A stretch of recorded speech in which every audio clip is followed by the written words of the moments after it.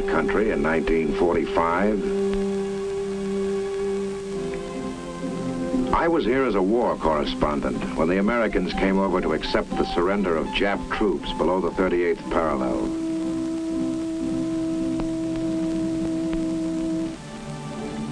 I remembered how restful the green rice paddies looked.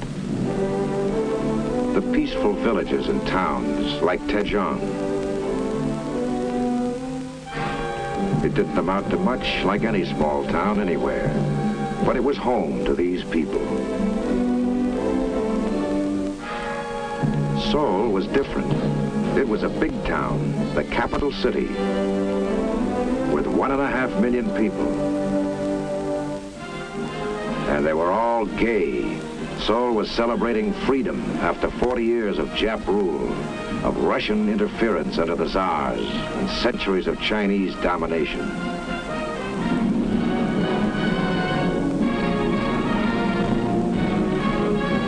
It was gay for these Americans, too. Every GI was a symbol of liberation to the natives.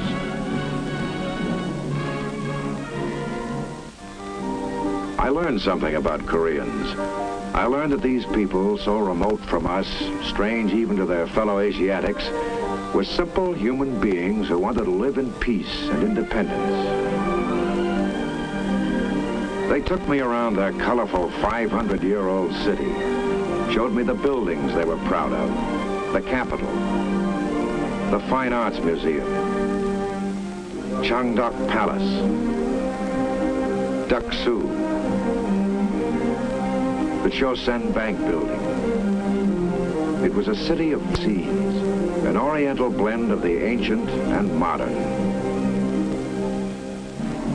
I remembered it all when I came back to Korea 5 years later, again as a war correspondent, again with American and other United Nations troops bringing liberation. I was glad I remembered because so much of it was gone. The towns, the public buildings, the people destroyed by war. This time the liberation had to be fought for. Bitterly, heartbreakingly. This time there was no celebration and no gaiety. Tanks, not floats, paraded in the streets.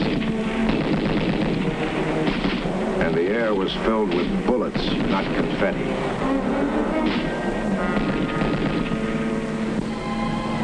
For months, death and destruction ran amok in Korea. War is a wanton destroyer of property and lives. This shattered body, this burning hut, are tragic symbols of the havoc war creates. Even men of goodwill must fight fire with fire, must kill and destroy to bring a swift end to death and destruction.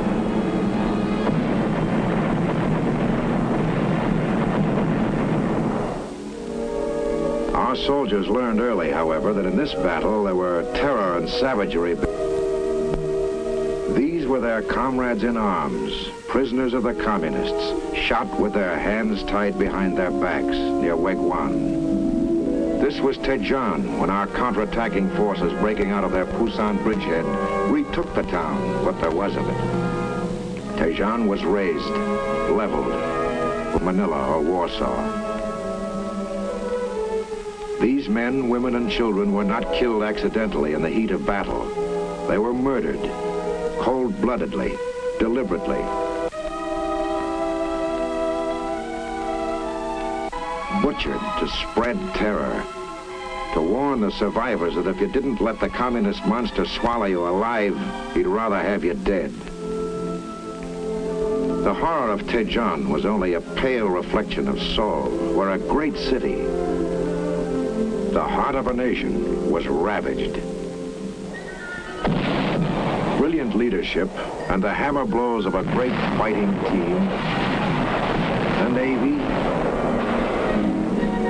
Air Force,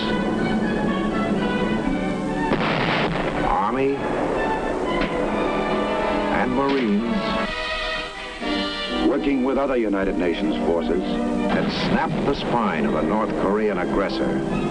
The enemy was paralyzed, but communist fanaticism was determined that if it must perish, it would destroy what it could. Devouring these brave men, slaughtering the innocent, ruining, wrecking, laying waste. The public buildings that served as the nerve center of this capital city were gutted shells scooped out by fire and explosion. The factories became funeral pyres of this poverty-stricken people's hard-won hopes for economic betterment.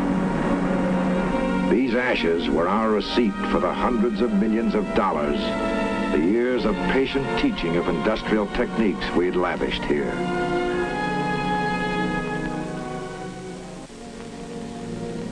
But Seoul was not unique, any more than Daejeon.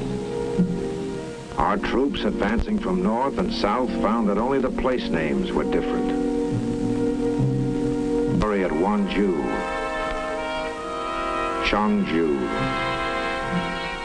Mokpo, Sucheon, Yangpyeong, burning farms, shattered homes, blasted shops, and everywhere lay the murdered dead.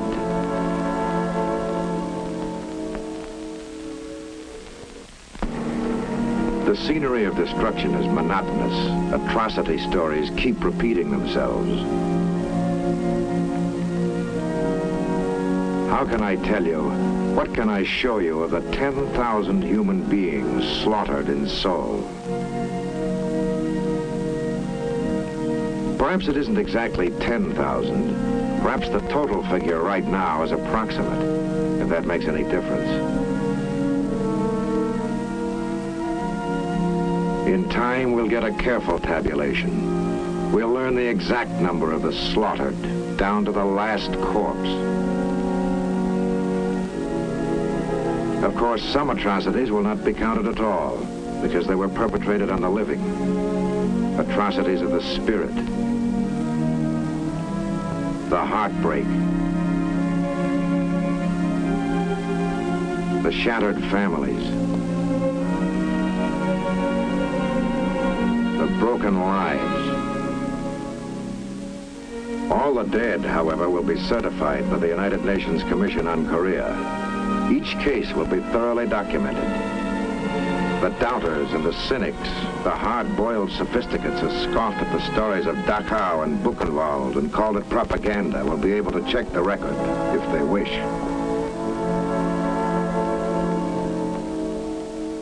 The slayers of our soldier dead, 1 out of every 20 Americans were killed as prisoners of war, will be remorselessly tracked down wherever possible and brought to judgment. But what of the greatest atrocity of all, the instigation of this wanton war? What of the cynical murderers who ordered it? What penalty for them?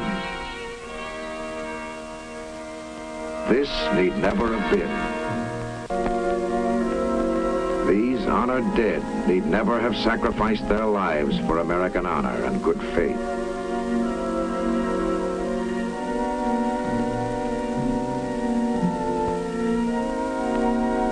These cities, these homes need never have been destroyed. These primitive North Koreans, these misguided fools need never have been led to the slaughter. Their minds and emotions set ablaze by false promises and giant lies, perverted by those who would make all mankind their dupes in their lust for world control. This communist imperialism is the real criminal. Its crime in Korea was a mistake, a costly one. Not for them, for us. We paid, and the people of Korea paid. because we refuse to see the criminal threat.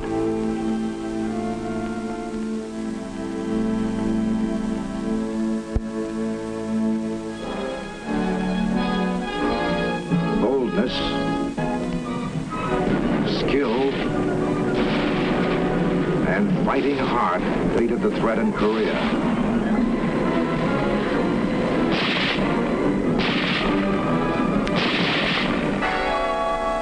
But the criminal is still at large, its appetite for aggression unappeased.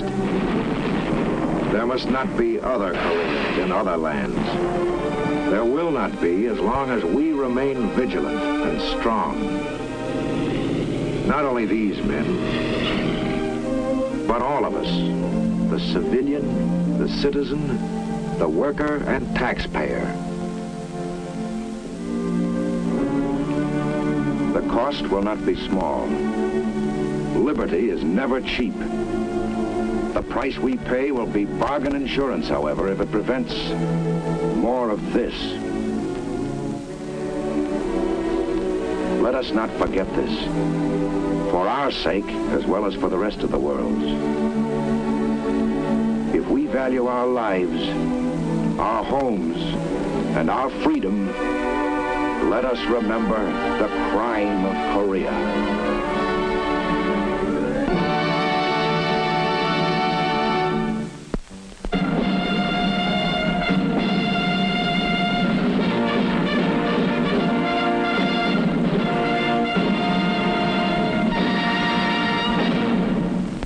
My name is Eric Johnston. I have seen the crime of Korea. I don't like, and I don't imagine that you like, what you saw and heard and thought. None of us likes war or the terrible horrors and disaster that war brings. When I saw them, I wanted to do something. I wanted to do something that counted, that helped, and I wanted to do it now. I suppose that's a natural reaction for any American. When we Americans see something we don't like, something we believe is wrong, something we consider a crime against mankind, we want to act. We want to put a stop to what's wrong. That's the kind of people we are. Our fighting men, your fighting men in Korea, have been doing this part for many months, for so many long months. But what about the rest of us? The fighting aggression and the threat of aggression isn't a job just for our soldiers, our sailors, our Marines, and our airmen. It's our job, too, because our security, our freedom, and our lives depend upon this nation's ability to meet aggression wherever it may strike. Our ability to halt aggression anywhere, here perhaps, will depend on how rapidly, how effectively we rearm and become strong again. We must be ready for it at any moment. We can't all work in defense plants. We can't all build guns and planes and ships and tanks, nor can very many of us serve in the armed forces. But we all can take a part in the national defense program. All of us can and all of us must share the responsibility for making and keeping this country strong. A vital part of our strength is the strength of our economy, the strength and the power and the dollars we earn and spend and save. Each of us can share in two jobs, paying as we go for our arsenal of defense, and building as we go the strength of our dollars. By buying defense bonds, not just one, but as many as we can, by signing on the payroll savings plan, and by doing it now, right now. After I saw the film you have just seen, a film that shows exactly what is taking place in Korea, a film that could be typical of other communist aggressions anywhere, anytime, I was glad that I could buy defense bonds, and in that way help to fight communist aggression. Fighting with bonds today can help prevent crimes like the crime of Korea from taking place elsewhere and even here tomorrow. You can fight for your future today by joining America's Defense Bond Army.